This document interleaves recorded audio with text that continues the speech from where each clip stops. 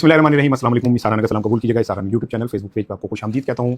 खुश रहें, शाद रहें, आबाद रहें, खुश रहें बल्कि दूसरों को भी खुश रखें। शाद रहें तो दूसरों को भी शाद रखें। ये याद रखिएगा कि मोहब्बत एक ऐसी चीज़ है जिसको जितना तकसीम करेंगे उतना मल्टीप्लाई होगी, ज़र्ब खाएगी, बढ़ेगी। इसी तरह अगर आप खुश रहना चाहते हैं तो दूसरों को खुश रहना रखना शुरू कर दें। ऐसे लिए तो मैं ਤੁਹਾਨੂੰ दुआ देना वो दुआ मैनू लग जाती है। अल्लाह ताला आपको शाद रखे, आबाद रखे। अल्लाह ताला हमेशा आपको तत्ती हवा से भी बचाए। आपको जनाब अली ज़िंदगी में कोई दुख दर्द ना आए, आप बस खुश रहें, शाद रहें, आबाद रहें।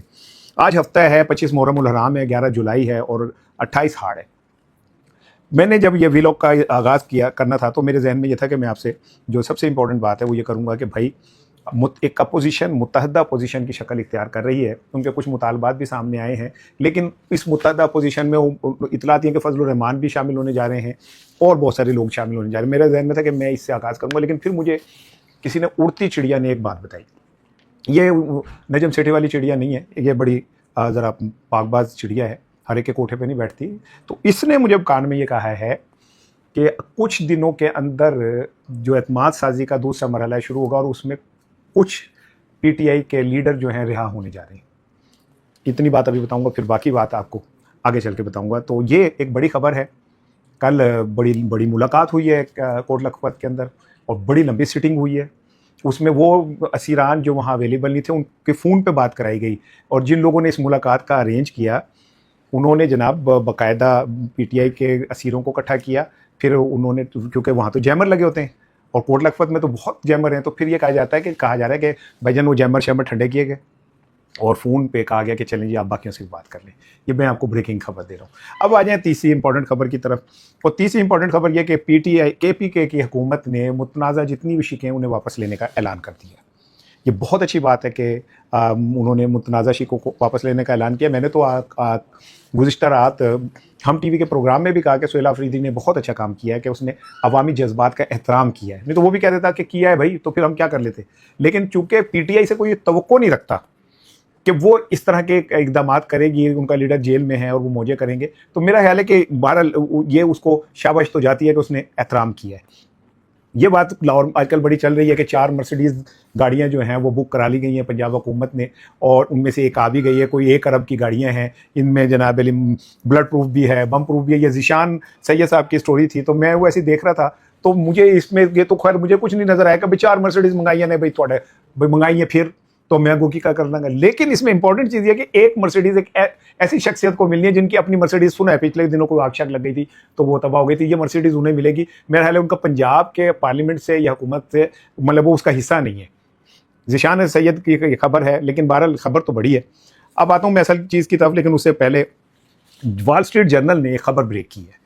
वॉल स्ट्रीट जर्नल ने कहा है कि जी इसराइल ने अमेरिका को इंटेलिजेंस मालूमात फराहम की जिसमें उन्हें बताया गया कि ईरान जो है वो ट्रंप को कत्ल करने की साजिश कर रहा है, जिसके बाद वो हाई अलर्ट हुआ और जिसके बाद ट्रंप की जो हिफाजती इकदाम थे उसे मजीद बेहतर किया गया, फुल प्रूफ किया गया। आपको याद है अब से 2 महीने पहले एक खबर ब्रेक हुई कि जी व्हाइट हाउस में कोई बंदा घुस गया है, फायरिंग हुई और क्या हुआ वो पता ही नहीं चला कि वो बंदा कौन था।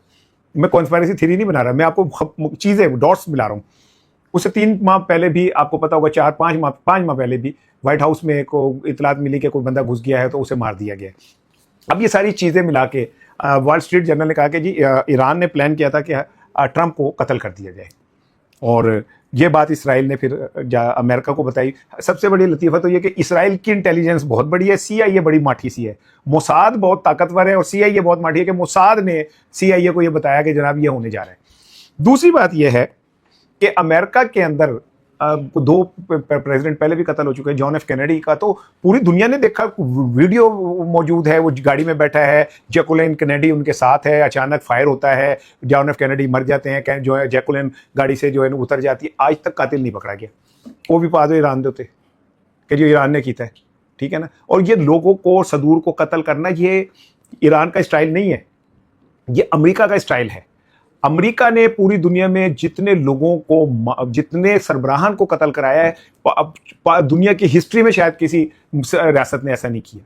शाह फैसल को आपके सामने मरवा दिया, गोली मरवा दी थी, पता चला जी वो पीछे अमेरिका से। जुल्फिकार अली भुट्टो ने ऐसे करके खत दिखाया कि देखें ये मुझे खत आया कि हम तुम्हें इबरत का निशान बना देंगे। उन्होंने इबरत का निशान बना दिया। कर्नल कजाफी भागता फिरा, मार दिया। सद्दाम इनके पास जी बड़े केमिकल वेपन्स और पता नहीं कौन से केमियावी हथियार हैं, मुड़ के उसे मार दिया, पता कहा नहीं हो तो मजाक सी, कोई कहते हथियार नहीं मिले, मुर्सी को मार दिया। आप जनाब अली आप नाम लिए जाएं, आपको समझ आएगी कि यहाँ तो एक लाइनों की लाइन है। जमाल अब्दुल नासिर को मार दिया, अनवर सादात को मार दिया, और ये ताज़ा तरीन जो है खामिनेई शहीद को मार दिया। तो ये तो अमेरिका का स्टाइल है, एक प्रेसिडेंट को उठा के ले गया वो उसके मुल्क से, तो क्या कहते हैं, ये सारा कुछ अमेरिका का स्टाइल है। ये कोई मतलब कोई और मुल्क इस तरह नहीं कर सकता। और ट्रंप साहब ने अगो फरमाता है कि जी अगर मुझे ईरान ने कत्ल किया तो फिर हमने उसका जवाब देने की तैयारी कर ली है। ड्रामे करने, कि ट्रंप के इलेक्शन मुहिम के अंदर जो उन पर फायरिंग शायरिंग हुई थी वो सब ड्रामा था, उनकी पॉपुलैरिटी बढ़ाने के लिए। अभी थोड़े दिन ठहर जाएं, जब ट्रंप चला जाएगा आपको समझ आ जाएगी कि ट्रंप के ऊपर जो फायरिंग वाला वाकया था उसके अंदर कितनी वर्थ थी। बहरहाल ये जो था ना कि जब फिर बैठेंगे, ये वो ट्रंप ने कहा है कि जी फिर सुलह हो गई, ऐसी बह जाएंगे। अब ट्रंप की बात पे खुद ट्रंप नहीं यकीन करता। अदाकार नन्हे को पीटीवी का नया नया दौर था तो लाइव खबरें सुनाई जाती थी, तो एंकर नहीं आया खबरें पढ़ने वाला, तो वो प्रोड्यूसर भाग रहा था, तो अगर आगे से नन्ना आ गया, उनका नाम खबर था अदाकार नन्हे का, तो प्रोड्यूसर ने कहा कि यार खबर आप खबरें पढ़ दो। उन्होंने कहा पढ़ते देगा, यकीन किसी ने नहीं करना, कि मैं पढ़ तो दूंगा, इस पर यकीन किसी ने नहीं करना। हूँ ट्रंप की गल का भी कोई यकीन नहीं करता। अब आप जो मर्जी कर लें। बहरहाल ये जो आग है ये फिर थोड़ी सी ठंडी है, मुकम्मल ठंडी नहीं होगी। इत्तला अर्ज है कि पेट्रोल की कीमतें आपके सामने फिर बढ़ गई हैं। इससे आप अंदाज़ा करें कि अभी हमने वो पेट्रोल महंगा जो हुआ ख़रीदा नहीं है, वो बढ़ गई है, लेकिन जब मार्केट में सस्ता हुआ था तो हमने नहीं कम किए थे पैसे, ₹1.59 कम किए थे। कितने बड़ा हातम ताई की कबर पे एक लात नहीं मारी, तो फ्लैंक की मारती सी असी अंदरों हातम ताई ने चीख के कैसे कि भाईजान जिन्ना कम किया उन्हें लता मारो। लेकिन बहरहाल चलें, अब क्या कहते हैं, मैंने कहा आपसे ये अपडेट कर दूँ। अब आ जाए जी, अब मेरा ख्याल है पहले मैं आ जाऊँ KP की तरफ, नहीं आता हूँ मैं अपने असल बात की तरफ। गुज़िश्ता रोज़ कोट लखपत जेल में चौधरी फवाद अहमद साहब ने मुलाकात की। वो गए और उन्होंने वहाँ जाके शाह महमूद कुरैशी और महमूद रशीद साहब से की मुलाकात। ये मुलाकात कोई घंटा 2 घंटे जारी रही। फिर इस मुलाकात में एजाज़ चौधरी साहब को भी शामिल किया गया, लेकिन एजाज़ चौधरी साहब चूँकि वहाँ अवेलेबल नहीं थे, तो फिर जो जेल के जैमर्स हैं, इत्तलात यही है कि वो रोक के और टेलीफोन के ऊपर उनकी बात कराई गई एजाज़ चौधरी साहब की। अब ज़रा आप समझें कि इसके दरवाजे खुलते हैं जेल के, कोट लखपत जेल के, फवाद चौधरी साहब अंदर जाते हैं। ये ऐसे थोड़ी है कि फवाद चौधरी साहब आए तो उन्होंने कहा यार मैंने मिलना है, ये बहुत दिनों से प्लानिंग हो रही थी। उसके बाद उनकी वहाँ जाके मुलाकात कराई गई। अब मुलाकात में क्या हुआ है, जिससे मैं आपको खबर देने की तजज़िया दे रहा हूँ कि जी उनकी रिहाई जल्द नज़र आ रही है आपको। मुलाकात में ये तय हुआ कि देखें जी, इस्टेब्लिशमेंट और PTI के दरमियान जितना गैप बन गया, इसे ख़त्म करना बहुत ज़रूरी है। और ये गैप ख़त्म तब होगा जब PTI की वो क़यादत जिसका कुछ वज़न है वो इस्टेब्लिशमेंट के साथ बैठेगी। बैरिस्टर गोहर ने जोगा काम नहीं करना, सलमान अकरम राजा जोगा काम है। इसके लिए आपको हैवी वेट क़यादत चाहिए।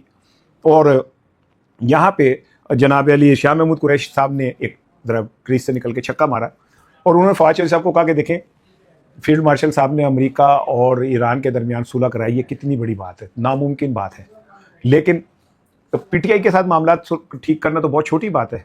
तो फील्ड मार्शल साहब ने जब इतना बड़ा काम कर दिया तो ये छोटा सा काम भी होना चाहिए।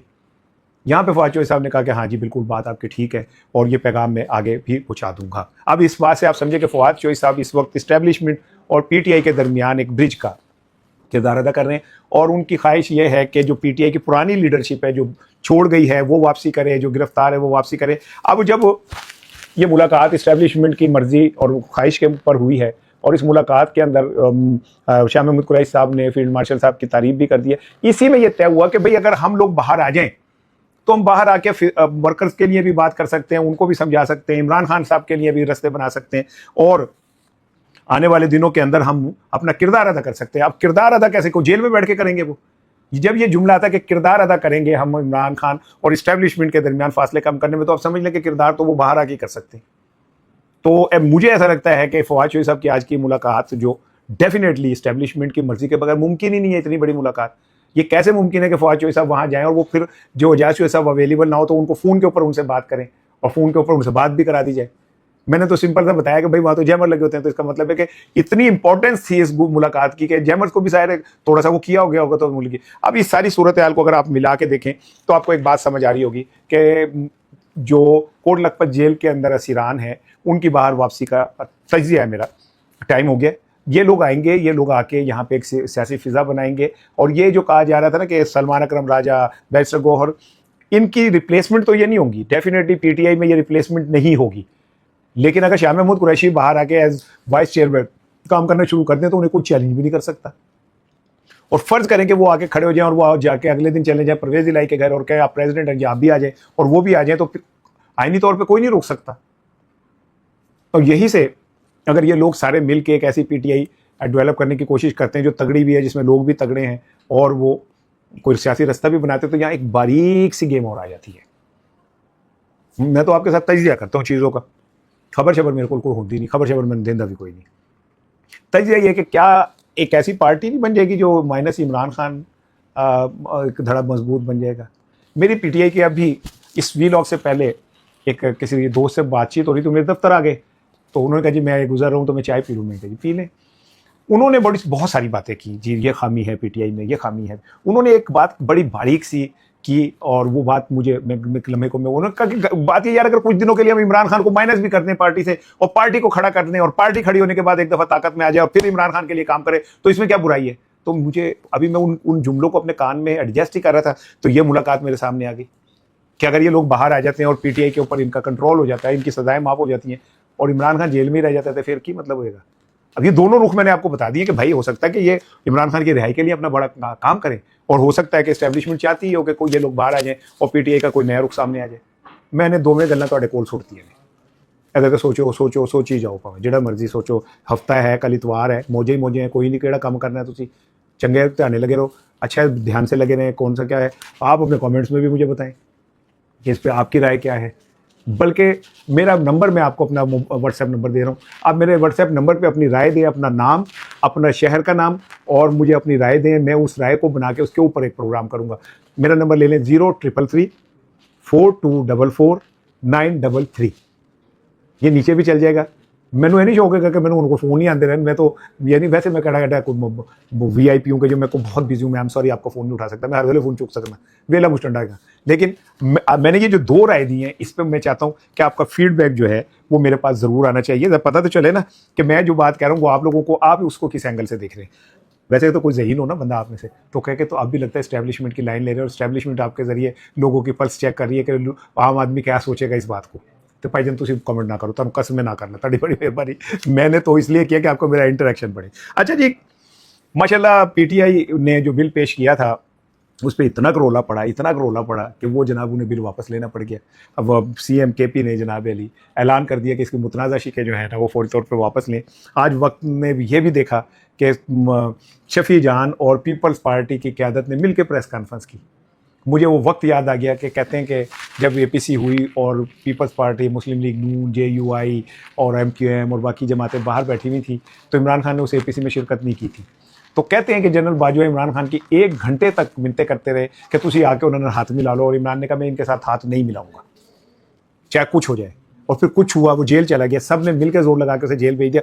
वो अपनी जब बात पे कायम रहा, वो नर का बच्चा, नर मर्द साबित हुआ जी, कि उसने कहा नहीं मिलाना तो नहीं मिलाना भाई, मैंने सुट दिया अंदर, जेल कर दिया, कोई गल नहीं, कर दिए। अब वो शफी जान साहब का कहना है, देखे जी हुकूमत किसी और चीज़ का नाम है, पार्लियामेंट किसी और चीज़ का, वो किसी चीज़ का नाम नहीं है भाई। अगर आप इमरान खान के जूतियों की तुफैल पार्लियामेंट में पहुंचे तो आपको इमरान खान के अफकार की, इमरान खान के आइडियोलॉजी के ऊपर पैरा देना है। आप कहेंगे जी फिर पार्लियामेंट कैसे चलेगी, तो ना चले।